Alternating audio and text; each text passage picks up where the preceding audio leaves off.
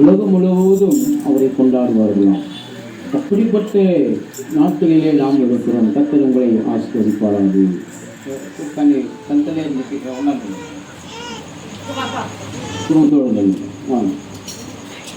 அவ்வேளையிலே கர்த்தருடைய தூதன் அவரிடத்தில் வந்து நின்றான். கர்த்தருடைய மகிமை அவர்களை சுற்றிலும் பிரகாசித்தது. அவர்கள் மிகவும் பயந்தார்கள். தேவதூதன் அவர்களை நோக்கி, பயப்படாதீர்கள், இது எல்லா ஜனத்துக்கும் மிகுந்த சந்தோஷம் உண்டாக்கும் நற்செய்தி உங்களுக்கு அறிவிக்கிறேன். இந்த கர்த்தராகிய கிறிஸ்துவின் இரட்சகர் உங்களுக்காக தாவீது உங்களுக்கு பிறந்திருக்கிறார். பிள்ளையை துணியிலே சுற்றி முன்னிலே கிடைத்திருக்க காண்பீர்கள். இதுவே உங்களுக்கு அடையாளம் என்றால், உன்னதத்தில் இருக்கிற தேவனுக்கு மகிமையும் பூமியிலே சமாதானமும் மனுஷன் மேல் பிரியம் உண்டாவதாக என்று சொல்லி தேவனை துதித்தார்கள். இன்றைக்கு ஆண்டவர் இந்த பூமியில் ஒரு சமாதானத்தை கர்த்தர் நமக்கு கொடுத்திருக்கிறார். அந்த பூமியிலே நாம் வாழ்வதற்காக நீதியின் கரம் நம்மை தாங்கி கொண்டிருக்கிறது. அவர் நமக்காக அவர் பிறந்தார். மனுக்குலம் பாவத்திலிருந்து முழு விடுதலை பெற வேண்டும் என்பதே இயேசு கிறிஸ்து பிறப்பின் இயேசு என்ற பெயருக்கு பாவத்திலிருந்து விடுதலை அளிப்பவர், அதாவது மீட்பர் என்று பொருள் எனப்படும். அவர் நம்மை மீட்டெடுத்திருக்கிறார், பாவத்தை உணர்த்திருக்கிறார், பாவத்தில் நம்மை விடுதலை பண்ணியிருக்கிறார். இயேசு அதற்காக தான் இந்த உலகத்தில் இந்த மண்ணுலகத்தில் அவர் பிறந்தார்.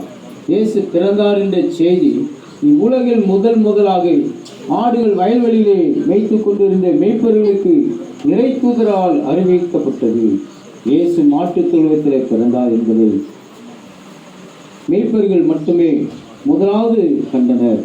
ஏழ்மையின் கோலம் தாழ்மையின் வடிவிலே இயேசு கிறிஸ்து பிறந்தார். இன்றைக்கு மாட்டின் தொழுவத்திலே ஆண்டவராக இயேசு கிறிஸ்து பிறந்தார். தாழ்மையான ரூபத்தை எடுத்தார், தாழ்மையை காட்டினார். அவருக்கு சத்திரத்த இடமில்லை அவர் பிறப்பதற்கு. அன்னைக்கு அநேக வசதி வாய்ப்புகள் இல்லை, ஆனாலும் அவர் அந்த மாட்டு தொழுவத்திலே தேர்ந்தெடுத்து அவர் பிறந்தார். தெய்வத்துடன் அவரை நோக்கி, மரியாதை பயப்படாதே, தேவனிடத்தில் கிருபை பெற்றார். இன்றைக்கு தெய்வ பிள்ளைகளே, இன்னைக்கு வந்திருக்கிற நாம் அனைவரும் தேவனால் கிருபை பெற்றிருக்கிறோம். மரியாதை மாத்திரமல்ல, தேவனுடைய செய்தியும் தேவனுடைய வார்த்தை கேட்கப்படும் போது நம்முடைய வாழ்விலே, நம்முடைய இல்லத்திலே உள்ளத்திலே எல்லாம் ஒரு மகிமையும் ஒரு கிருபையும் ஆண்டவர் நமக்கு கொடுக்கிறார். இதோ நீ கர்ப்பவதியாகி ஒரு குமாரனை பெறுவாய், அவருக்கு இயேசு என்று பெயரிடுவாயாக. மனிதனாக அவர் பிறந்ததினால்தான் நாம் இயேசுவின் பிறப்பை கொண்டாடி கொண்டிருக்கிறோம். பாவிகளை ரட்சிக்க இயேசு வந்தார். மனிதனே இனி பாவம் செய்யாதே என்று இயேசு சொன்னார். சத்தியத்திற்கு சாட்சி கொடுக்க அவர் வந்தார். இந்த சத்தியத்தை ஏற்றுக்கொண்டால் உங்கள் வாழ்க்கையிலும் நம்முடைய வாழ்க்கையிலும் எல்லா நேரங்களிலும் நமக்கு ஒரு விடுதலை உண்டாகி இருக்கும். இயேசுவின் வாழ்க்கையிலும் உன் குடும்பத்திலும் ஒரு தலைவராக அவர் வாழ வந்தார். ஒரு குடும்பத்திலே உங்களோடு கூட ஒன்றாக வாழும்படி அவர் வந்தார். சமாதானத்தை கொடுக்கும்படி இயேசு கிறிஸ்து உங்கள் வாழ்க்கையில் பிறந்தார். நம்மை சமாதான வழியிலே நடத்தும்படியாக இயேசு கிறிஸ்து பிறந்தார். அந்த இயேசு கிறிஸ்துவை நாம் ஏற்றுக்கொள்ள வேண்டும்.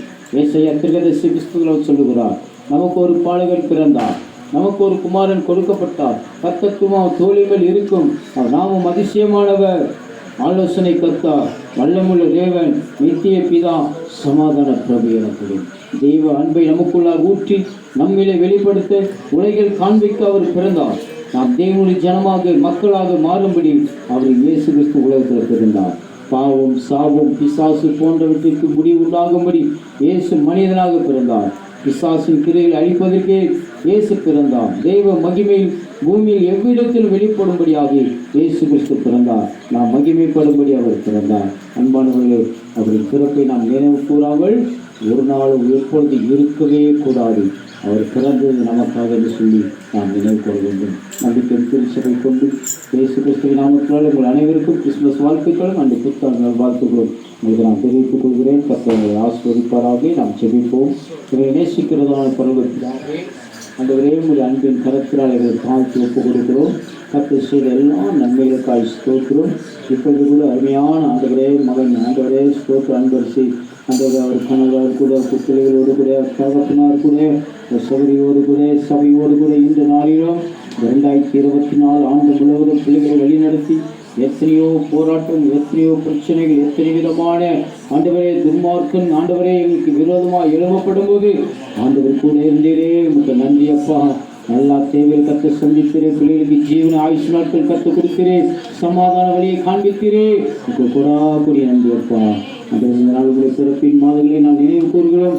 கர்த்தருடைய கரம் பிள்ளையை தாங்கி வழி நடத்துவதாக ஆண்டவராகிய இயேசு கிறிஸ்துவின் நாமத்தினால் பிதாவே. ஆமென், ஆமென், ஆமென். We wish you